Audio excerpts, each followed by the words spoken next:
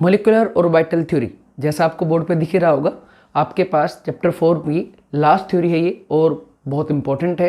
कई तरह के इससे क्वेश्चंस आते हैं, ऑब्जेक्टिव भी सब्जेक्टिव भी, तो हम कंसेप्चुअली इसको बहुत ध्यान से करेंगे ताकि थ्योरेटिकल क्वेश्चंस और इसके जो डायरेक्ट ऑब्जेक्टिव क्वेश्चंस आते हैं वो हमसे ना अटके।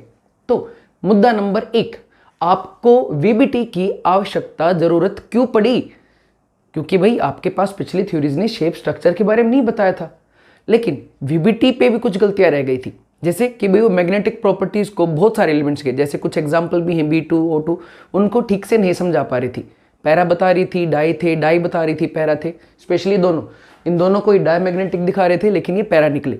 ऐसे ही डी ब्लॉक के अंदर आपके पास जो भी scandium, titanium, vanadium, chromium 3D 4D 5D series हैं, उनके एलिमेंट्स के अंदर बॉन्डिंग कैसे हो रही है, शेप स्ट्रक्चर्स कैसे डिटरमाइन हो रही हैं, उनको भी वीबीटी ज़्यादा एग्जैक्ट और प्रिसाइज कुछ केसेस में नहीं बता पा रही थी। मतलब उनमें बहुत सारी कमियां बच गई थी और उन्हीं कमियों को ओवर पावर करने के लिए अब आपको जरूरत पड़ी MOT की। MOT उनसे अलग कैसे है? इसलिए क्योंकि MOT आपके पास वेव नेचर की बात करती है। जिस तरीके से रदरफोर्ड मॉडल को आप याद करो, बोहर मॉडल को आप याद करो, वो 2D के अंदर ही घूमते जा रहे थे एटम्स के अंदर, लेकिन जैसे ही आपके पास क्वांटम मैकेनिक्स आई, उसने क्या बताया कि भाई आपके पास वेव नेचर के बारे में बात की, तो उसी मॉडर्न क्वांटम मैकेनिक्स के बेसिस पे है, इसलिए ये औरों से बेटर है। तो यहीं से शुरुआत करते हैं कि भाई सबसे पहले आपके पास इस थ्योरी का बेसिस क्या है। तो इस थ्योरी का बेसिस है आपके पास क्वांटम मैकेनिक्स, मींस आपकी wave nature of electron. Wave का मतलब आप समझते ही हैं कि भाई आपके पास इलेक्ट्रॉन वेव है, जिसको डिफाइन किससे किया जाता है? साई से, जिसमें आपको पता ही बेटा जी P हमेशा क्या रहता है? साइलेंट। तो इसने वेव नेचर की बात की और उसने इलेक्ट्रॉन्स को वेव माना इस तरीके से, जैसे आपके बना रखा था। इसमें पॉजिटिव नेगेटिव सबको पता ही है, कैटायन अनायन बिल्कुल नहीं है। पॉजिटिव और एनायन क्या है बेटा जी? इसमें पॉजिटिव डिफाइन करता है वेव की क्रस्ट को और नेगेटिव डिफाइन करता है वेव की ट्रफ को। तो आपके पास यहाँ पर कुछ वेव्स बनी है, जैसे साई A, साई B और भाई इसको साई B डैश मान लो, ठीक है। तो ये वेव्स हैं। फिर इसने कहा कि भी जिस तरीके से वैलेंस बॉन्ड थ्योरी में या आपके पास ऑक्टेट थ्योरी के अंदर सिर्फ और सिर्फ, या VSC पेयर थ्योरी के अंदर सिर्फ और सिर्फ बाहर वाली शेल के यानी कि वैलेंस शेल के इलेक्ट्रॉन ही पार्टिसिपेट करते हैं, इसने कहा नहीं, पार्टिसिपेट तो सारे इलेक्ट्रॉन करेंगे। इसका सेकंड इंपॉर्टेंट पॉइंट ये था वेव नेचर के बाद कि सारे के सारे इलेक्ट्रॉन इसमें पार्टिसिपेट करेंगे। और फिर इसने कहा जिस तरीके से एटॉमिक ऑर्बिटल कंबाइन होकर हाइब्रिड ऑर्बिटल बनाते हैं, ऐसे ही एटॉमिक ऑर्बिटल इस बार वेव की फॉर्म में एक दूसरे के साथ कंबाइन होंगे और आपके पास क्या बनाएंगे? Molecular orbital. AO atomic orbital, MO molecular orbital. Obvious सी बात है, जिस टाइम पर वो एक दूसरे के साथ कंबाइन हो रहे होंगे MO बनाने के लिए, so they are going to lose their inherent properties, shape, structures, तो वो है वो अपने लूज करके ही ये चीजें बनाएंगे। अब कैसे कंबाइन हो जाएंगे? सीधे जस्ट इंटरमिक्सिंग या कुछ रिक्वायरमेंट्स हैं। तो नेक्स्ट क्वेश्चन आता है आपके पास कि भाई ठीक है, पिछली थ्योरीज में कमी थी तो हमने वेव की मॉडर्न थ्योरी उठाई, इलेक्ट्रॉन को वेव माना और हमने उनके सारे ऑर्बिटल्स को मिक्स करा लिया। जितने एटॉमिक ऑर्बिटल्स यहां नहीं है, लेकिन आप प्लीज नोट कर लीजिए, जितने atomic orbitals, number of atomic orbital mixed is equal to number of molecular orbital formed. 2 atomic orbital mix हुए तो 2 मॉलिक्यूलर बनेंगे, 4 मिक्स हुए तो 8 बनेंगे, 5 मिक्स हुए तो 10 बनेंगे। तो number of atomic orbital intermix is equal to आपके पास number of molecular orbital formed. तो 4 और 4 8 बन जाएंगे, 2 और 2 4 बन जाएंगे। जितने मिक्स होते जाएंगे उतने ही आपके पास बनते चले जाएंगे। आगे भाई मुद्दे पे आए थे कि भाई क्यों कंबाइन होते, कैसे कंबाइन होते, तो वो अगर LCAO को फॉलो करते हुए कंबाइन होते हैं। ये LCAO क्या है? बहुत पूछा जाता है थ्योरेटिकल क्वेश्चनों में, कॉम्पिटिटिव एग्जाम के लिए तो बहुत इंपॉर्टेंट है। LCAO है linear combination of atomic orbital. कहा कि भाई आपके एटॉमिक ऑर्बिटल जो मिक्स हो रहे हैं मॉलिक्यूलर ऑर्बिटल फॉर्म करने के लिए, वो किस बेसिस पे हो रहे हैं बेटा? LCAO के बेसिस पे। अब LCAO क्या है? Linear combination of atomic orbital. इसका लिटरल मीनिंग क्या है? ये कह रहा है कि भाई आपके एटॉमिक ऑर्बिटल अगर कुछ सेट ऑफ कंडीशंस को फुलफिल करते हैं, सेटिस्फाई करते हैं, तो वो अलजेब्रिकली एक दूसरे के साथ ऐड हो जाएंगे। 2 + 2 जैसे 4 बनता है, ऐसे एटॉमिक ऑर्बिटल एक दूसरे के साथ इंटरमिक्स हो जाएंगे। 4 + 4 8 भाई आपके इस तरीके से, या 5 में से 2 गए 3, सिंपल जो सिंपल मैथमेटिकल टर्म्स है उस तरीके से वो ऐड होंगे या सब्ट्रैक्ट होंगे अगर वो कुछ पर्टिकुलर सेट ऑफ रूल्स को मानते हैं। तो पहली चीज कंबाइन कैसे होंगे? LCAO के बेसिस पे। दूसरी चीज इंपॉर्टेंट पॉइंट, LCAO क्या है? तो LCAO आपके पास कुछ सेट ऑफ कंडीशंस है। क्या? कंडीशन नंबर 1, जो भी एटॉमिक ऑर्बिटल इंटरमिक्स हो रहे हैं वो आपके पास सिमिलर एनर्जी के होने चाहिए। Similar energy, almost same energy के होने चाहिए। सेम एनर्जी क्या है? सेम एनर्जी है कि उनके अंदर जो एटॉमिक ऑर्बिटल इंटरमिक्सिंग में आए हैं उनकी एनर्जी ऑलमोस्ट आपके पास एक जैसी सी होनी चाहिए। जैसे 1s और 1s की एनर्जी बराबर है तो इंटरमिक्स हो सकते हैं, लेकिन आपको 1s और 2s को मैं इंटरमिक्स कराऊंगा ना, नहीं होंगे। 2s इंटरमिक्स हो सकते हैं, 2s 2p इंटरमिक्स हो सकते हैं, लेकिन आप 2p को 3p के साथ या 3p को 3d के साथ इस तरीके से इंटरमिक्सिंग कराओ तो भाई वो आपके चाहकर भी मिक्स नहीं होंगे। अगला पॉइंट, आपके पास सिमिलर एनर्जी होनी चाहिए। सिमिलर एनर्जी के बाद दूसरा सेम सिमिट्री होनी चाहिए। सिमिट्री यहां पे डिफाइन करता है डायरेक्शन को। सिमिट्री डिफाइन क्या करेगा? आपके पास है डायरेक्शन को। डायरेक्शन मतलब भाई आपके पास, ये बात तो आपने बीबीटी में सीख ली, कोवेलेंट बॉन्ड डायरेक्शनल है, तो उसी के हिसाब से भाई px के साथ py की अगर आप इंटरमिक्सिंग कराओगे नहीं होगा। s के साथ s के कराओ हो जाएगा, s के साथ p में भी कौन सा? pz, दोनों की सेम सिमेट्री मानी जाती है, तो s के साथ p की कराओ pz की कराओ हो जाएगा। s के साथ s की कराओ, p के साथ p की कराओ, p में किस किस की कराओ? px के साथ py की, py के साथ pz के साथ pz की या z की। तो हाँ, इस टाइप की इंटरमिक्सिंग आपके पास पॉसिबल होंगी, लेकिन ये जिनमें डायरेक्शंस जीरो ओवरलैप देती हैं, आप वीबीटी को खोल के देखिए आपको जीरो ओवरलैप दिखेगा वहाँ पे, तो जो जीरो ओवरलैप देती है वो आपके पास इंटरमिक्सिंग नहीं होगी। तो एलसीओ क्या है भाई? सेम एनर्जी और सेम सिमेट्री मीन्स डायरेक्शंस होंगे तो ही आपके पास लीनियर कॉम्बिनेशन होगा, अदरवाइज नहीं होगा। अब लीनियर कॉम्बिनेशन होने के बाद होता कैसे है? इस हिसाब से रिक्वायरमेंट क्या है? ये वाली। अब थर्ड क्वेश्चन अपने आप से पूछो, भाई लीनियरली ऐड हो गए हैं अब क्या बनेंगे? तो भाई लीनियरली ऐड ऐसे हो गए हैं, जैसे देखो ये थी आपके पास साई ए और ये थी साई बी, दोनों की आपके पास दिख रहा है एनर्जी ऑलमोस्ट सेम सी है, मैग्नीट्यूड दिख रहे हैं बेटा, ऑलमोस्ट एनर्जी क्या है? सेम दिख सी रही है। और भाई क्रस्ट के साथ क्रस्ट और ट्रफ के साथ ट्रफ, यानी कि सेम आपने क्या दे दिया? शेप भी दे दिया, तो ये अलजेब्रिकली ऐड हो जाएंगे। मतलब ये मैग्नीट्यूड 2 जमा 2 होते ही कितना हो जाएगा? ऑलमोस्ट इसका डबल हो जाएगा। ऐसे ये कितना हो जाएगा भाई आपके पास? Almost double. तो ये जो कॉम्बिनेशन हुआ, ये कॉम्बिनेशन क्या हो गया आपके पास? एडिटिव, ऐड हो गई है वेव। वेव का एडिशन या वेव जब एक दूसरे के साथ जुड़ती हैं तो उसको बोलते हैं इंटरफेरेंस। फिजिक्स में आप पढ़ रहा होगा या आप पढ़ लोगे, तो वेव जब एक दूसरे के साथ जुड़ती हैं दैट इज इंटरफेरेंस। और ये इंटरफेरेंस जो हुआ है वो इंटरफेरेंस इलेक्ट्रॉन वेव का पॉजिटिवली हुआ है, कंस्ट्रक्टिवली हुआ है, तो इसलिए इसको बोलते हैं कंस्ट्रक्टिव इंटरफेरेंस। दूसरा आपके पास ये साई ए या साई बी, कोई भी एक उठा के आप साई बी डैश के साथ, इसके साथ मान लो इन दोनों के आपने इंटरमिक्सिंग करा दी, या इसकी और इसकी इंटरमिक्सिंग करा दी भाई, इस वाले की और इस वाले की जस्ट। तो इस बार देखो भाई एनर्जी तो ऑलमोस्ट सेम सी ही है, लेकिन इशू इज डायरेक्शंस। डायरेक्शन एक दूसरे की क्या है? अपोजिट। तब की बार फिर से ये जो इलेक्ट्रॉन की वेव्स हैं ये फिर से इंटरफेयर करेंगी, लेकिन इंटरफेरेंस अब की बार होगा सब्ट्रैक्टिव, एक दूसरे को खत्म कर रहा होगा, घटा रहा होगा, डिस्ट्रक्ट कर रहा होगा। So this interference is termed as destructive interference. Constructive में जहां ऐड हो गई थी वेव्स, डिस्ट्रक्टिव में वहीं पे वेव घट रही थी, डिक्रीमेंट में जा रही थी। तो देखो दोनों वेव ने एक दूसरे को ऑलमोस्ट टेंड्स टू जीरो कर दिया, ऑलमोस्ट खत्म ही कर दिया है। तो ये जो कंस्ट्रक्टिव इंटरफेरेंस से लीनियर कॉम्बिनेशन के हिसाब से एडिशन आया, इसके हिसाब से जो ये बॉन्डिंग ऑर्बिटल्स बनी है, और ये जो डिस्ट्रक्टिव आया इसके हिसाब से एंटी बॉन्डिंग मॉलिक्यूलर ऑर्बिटल बने हैं। तो एलसीएओ के हिसाब से 2 टाइप के ऑर्बिटल्स बन गए अब की बार। कौन कौन से? बीएमओ और एबीएमओ, बॉन्डिंग मॉलिक्यूलर ऑर्बिटल और एंटी बॉन्डिंग मॉलिक्यूलर ऑर्बिटल। ठीक है जी। जहां पर अब ये नेक्स्ट पॉइंट यहां पे नहीं है, आप थोड़ा सा नोट कर लीजिएगा प्लीज। जहां पर आपके पास ऑर्बिटल वीबीटी में एस, पी, डी और एफ सब शेल के अंदर मौजूद थे, वहीं पर ये बीएमओ और एंटी बॉन्डिंग जो बॉन्डिंग मॉलिक्यूलर ऑर्बिटल हैं और एंटी बॉन्डिंग मॉलिक्यूलर ऑर्बिटल हैं, इनको डिनोट किया जाता है सिग्मा और पाई से।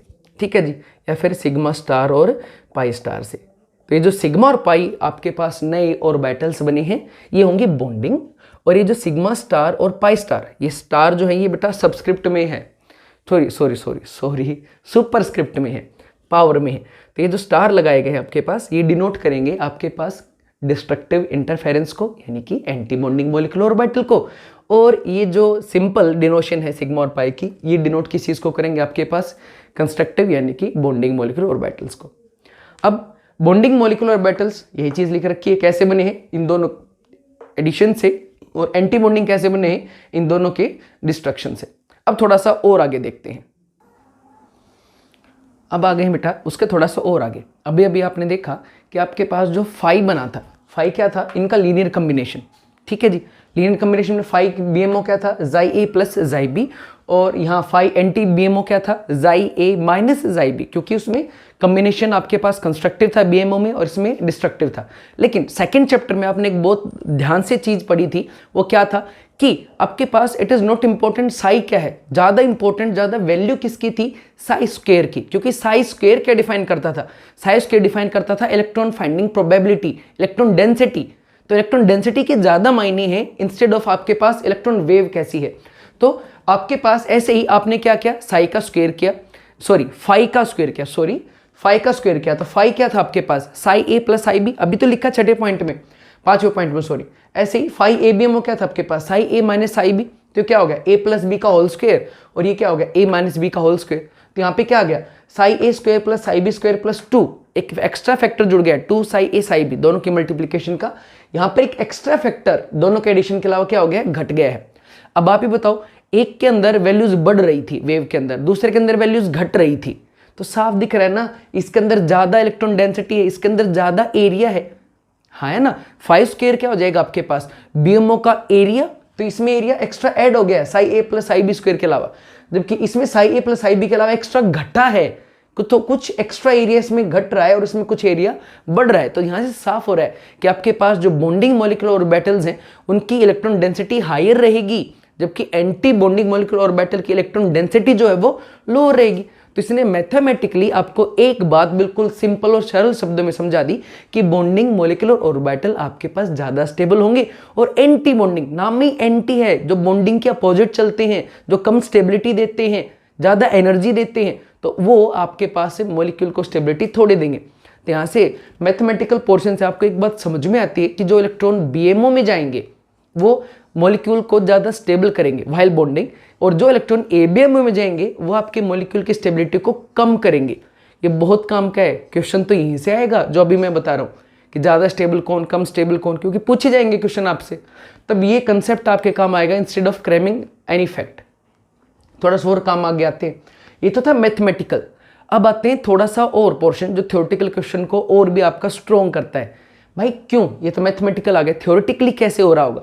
तो बताया कि जब बॉन्डिंग मॉलिक्यूलर ऑर्बिटल में इलेक्ट्रॉन जुड़ते हैं, सॉरी ऑर्बिटल्स जब एक दूसरे के साथ ऐड होते हैं या सब्ट्रैक्ट होते हैं, तब आपके बॉन्डिंग में पाया गया कि दोनों न्यूक्लियस के बीच में आपके पास इलेक्ट्रॉन की डेंसिटी मिली, जबकि एंटी बॉन्डिंग में क्या दिखा, दोनों न्यूक्लियस के अवे, दोनों की तरफ आपको क्या मिली, इलेक्ट्रॉन की डेंसिटी मिली।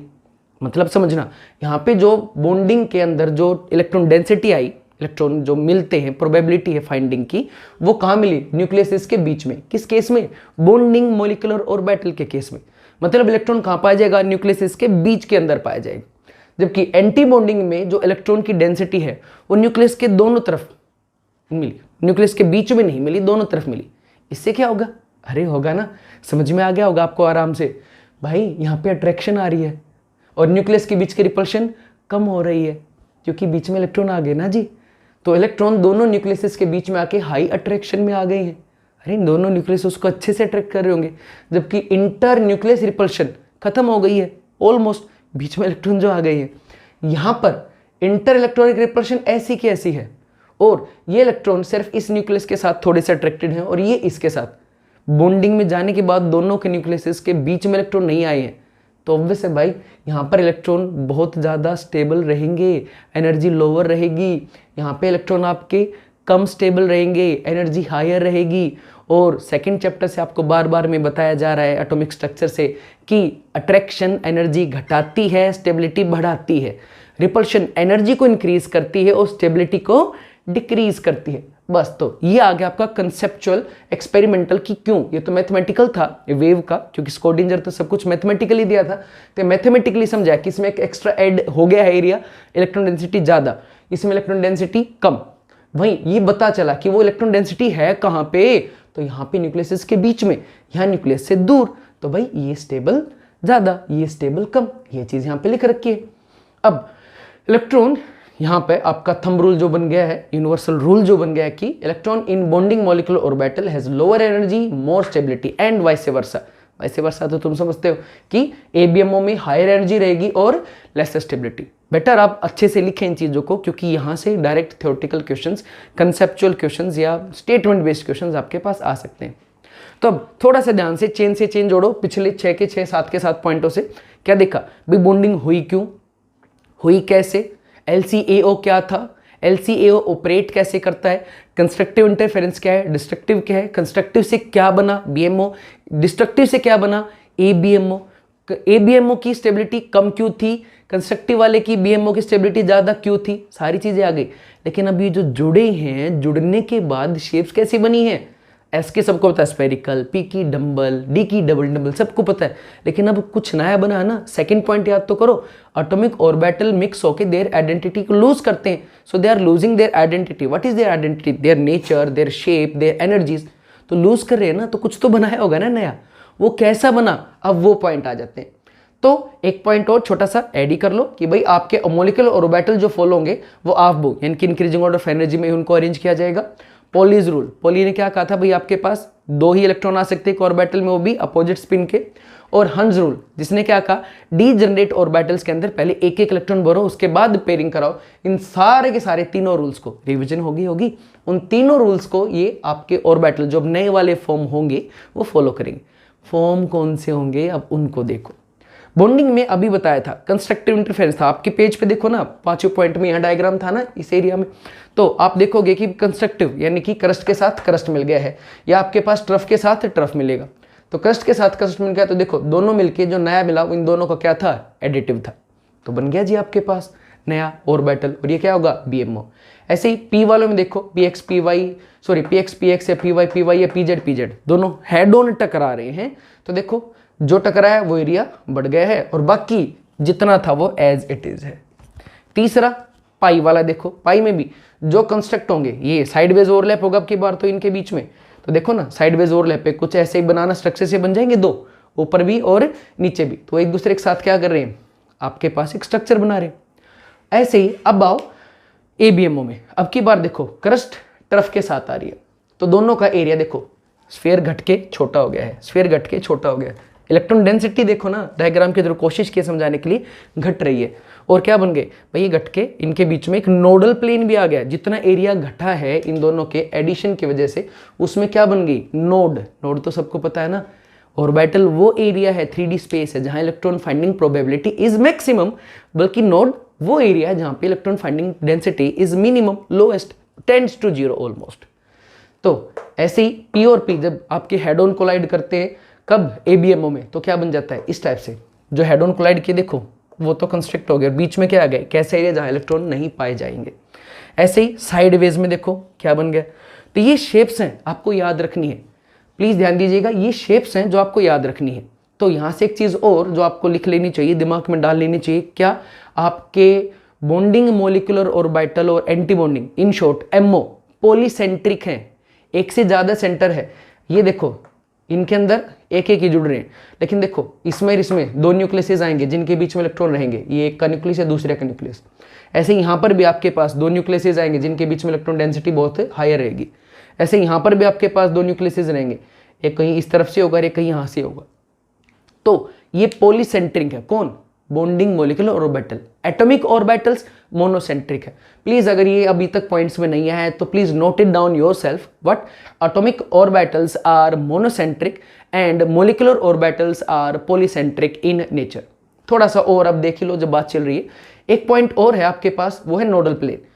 सब में दिख ही रहा है, इनके अंदर कोई ऐसा प्लेन, कोई ऐसा एरिया नहीं है जहां पर, या कोई व्यास, प्लेन क्या होता है, काइंड ऑफ ये लगा लो कि आपके पास एक मिरर है, आप मिरर लगाओ जिसके दोनों तरफ आपके पास इक्वल चीजें आ जाए, वो सिमेट्री हो जाती है वही भी चीज। तो इसमें कहीं पे भी ऐसा कोई नोड नहीं दिख रहा है आपको दोनों के अंदर जहां पर इलेक्ट्रॉन डेंसिटी टेंड्स टू 0 है।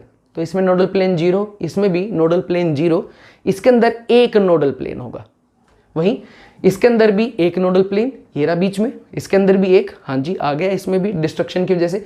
इसके अंदर 2 हेड ऑन था ना जी, एक इनकी वजह से आ गया और एक नीचे वालों की वजह से। तो इनकी वजह से आपके पास 2 नोडल प्लेन, ये तो था ही यहाँ पे तो नोड्स थी ऑलरेडी, तो एक तो ये रहा और एक इनकी वजह से ओवरलैपिंग की वजह से आ गए, डिस्ट्रक्टिव ओवरलैपिंग की वजह से बीइंग प्रिसाइज।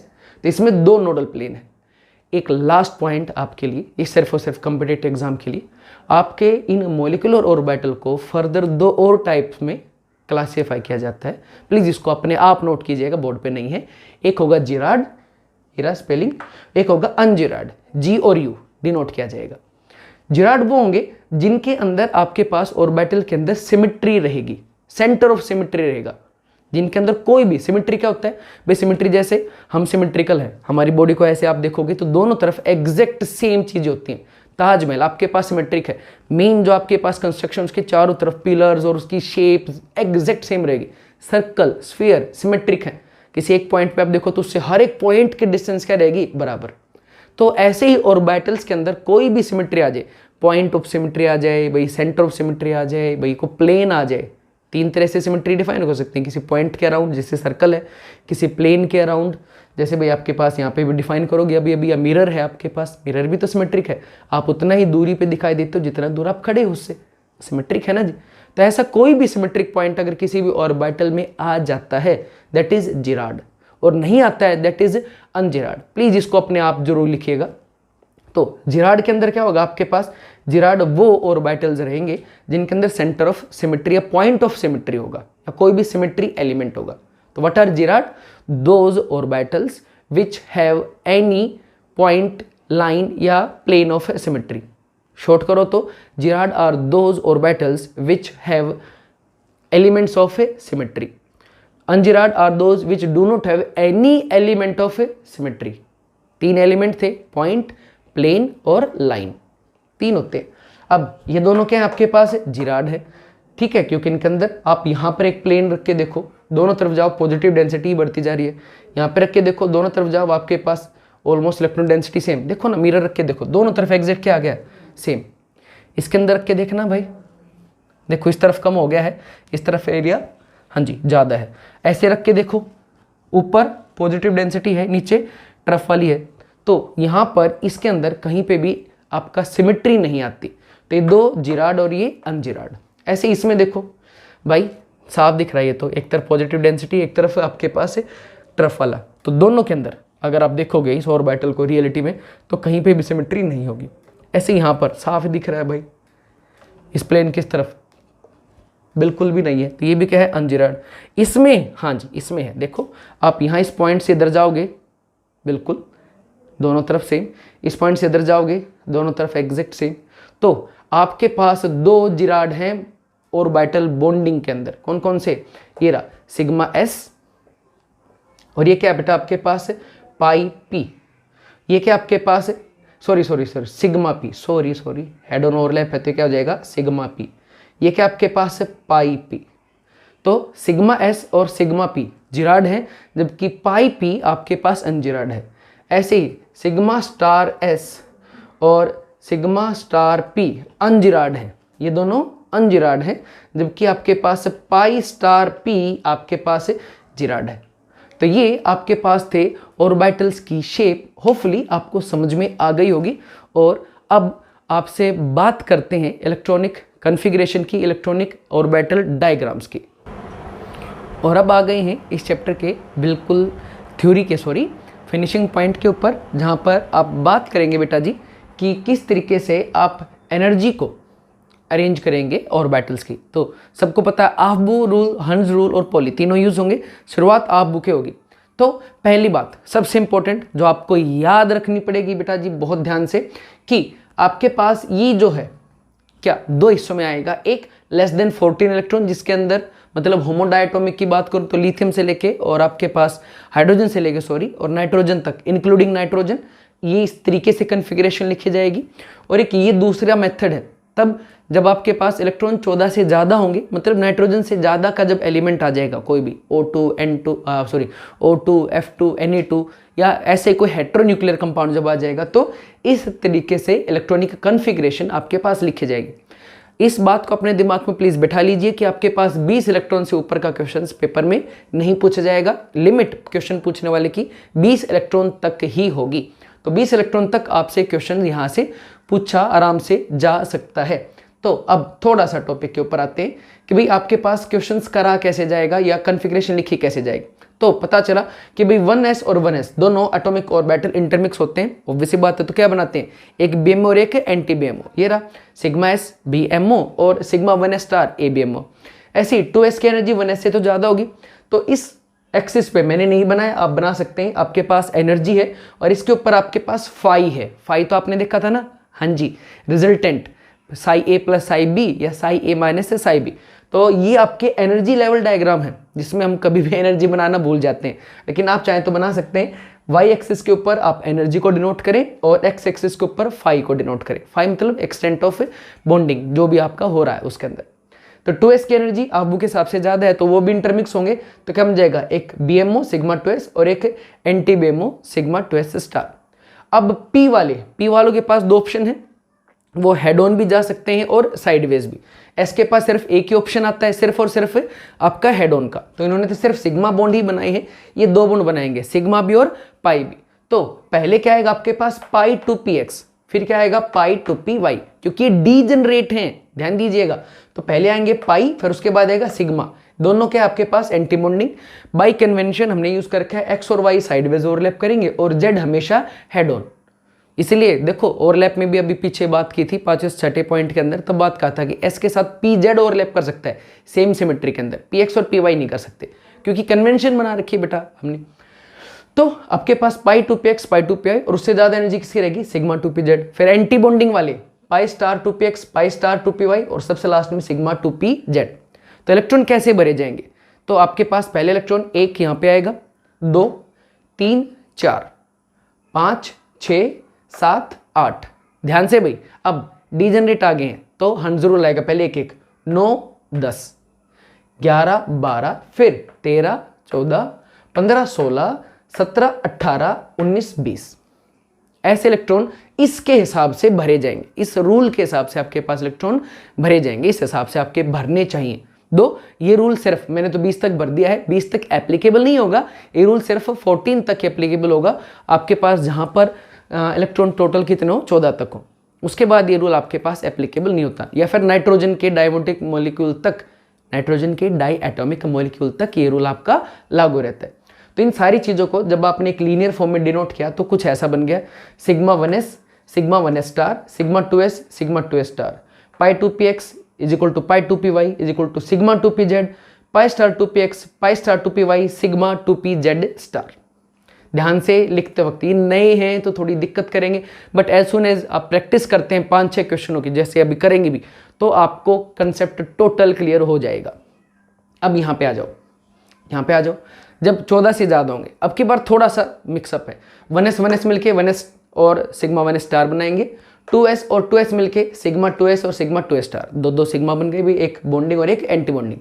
लेकिन अब की बार थोड़ा सा चेंज है, 2p और 2p जब मिलके इंटरमिक्स होते हैं तो थोड़ा सा एक फैक्ट अलग रखो। दो इसकी वजह है sp मिक्सिंग, एक के अंदर sp मिक्सिंग हो रही है, एक के अंदर sp मिक्सिंग नहीं हो रही है, बट वहां तक नहीं लेके जाएंगे।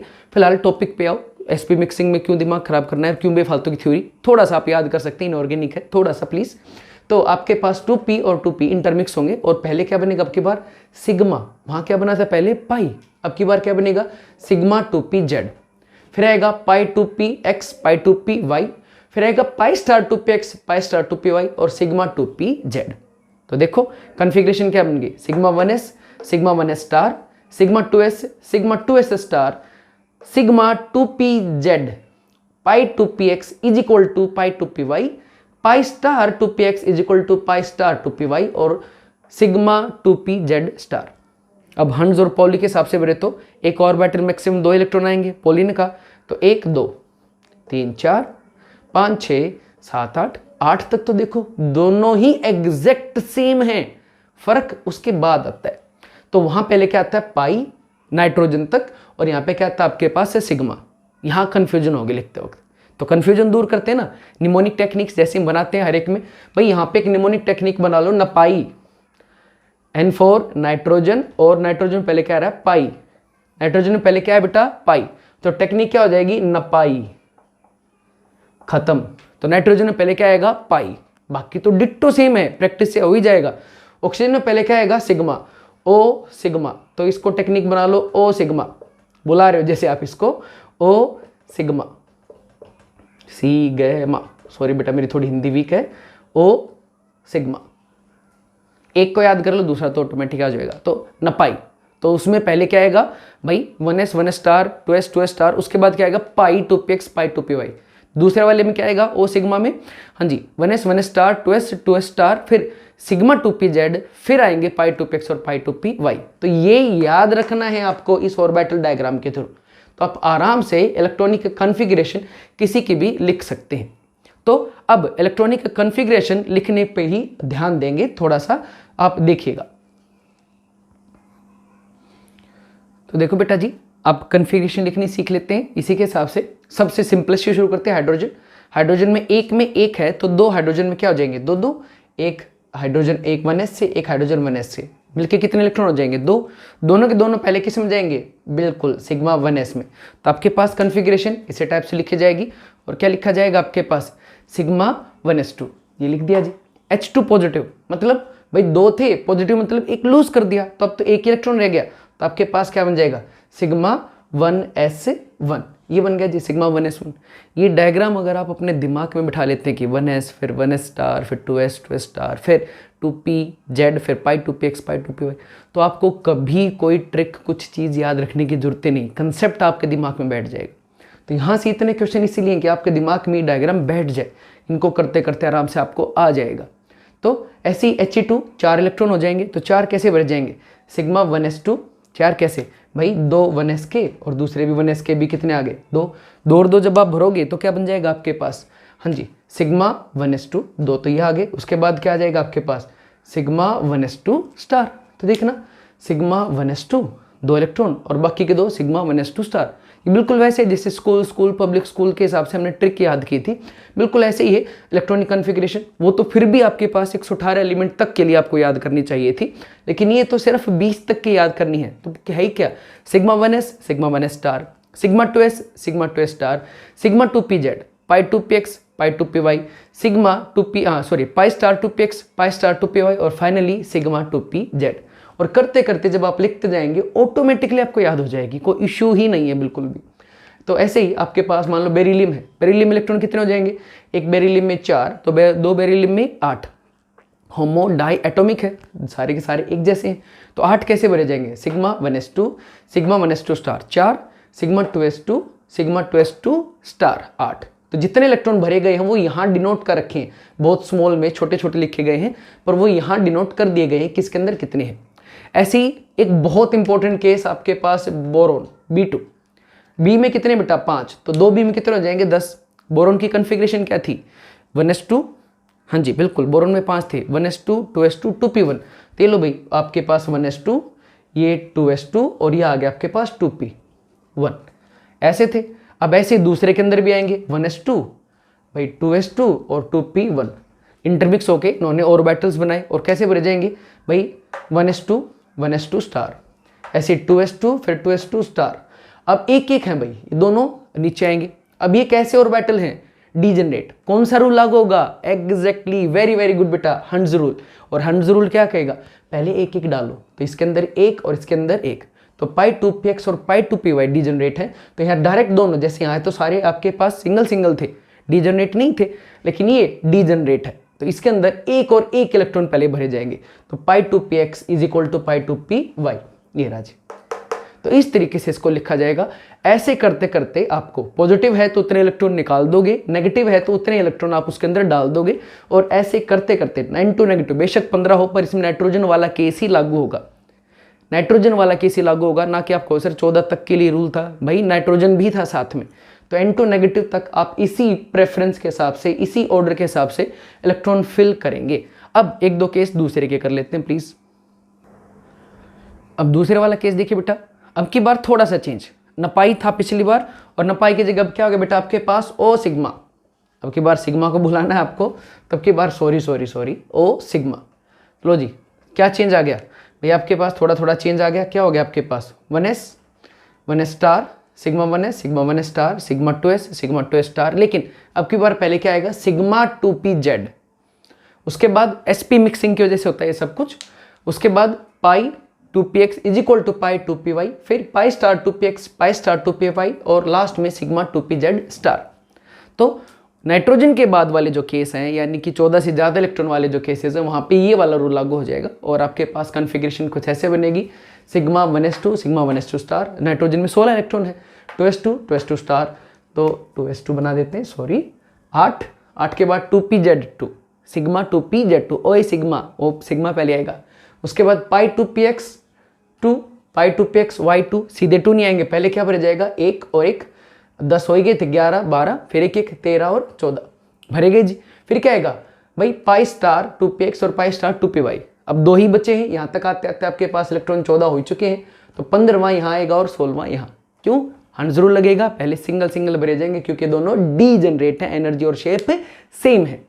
ऐसे ही आप किसका भर देंगे अब, ये आप घर से खुद करेंगे। इसमें 17 इलेक्ट्रॉन हो जाएंगे, इसमें आपके पास 15 हो जाएंगे, इसमें आपके पास 18 हो जाएंगे, sigma 1s2 star 2s2 star 8 हो गए, 2pz2 सिग्मा 2pz2 10, पाई 2px1 पाई 2py1, फिर सिंगल सिंगल के बाद पाई 2p2 और पाई 2p2 हो गए जी आपके पास 14, पाई 2px1 पाई स्टार 2py1 15 16, लेकिन अब भी 2 की कमी, 2 रह गए ना भाई, तो फिर यहाँ पे क्या हो जाएंगी पेयरिंग होके, पाई स्टार 2p2 और पाई स्टार 2py2, और अब इनके सारों के करो।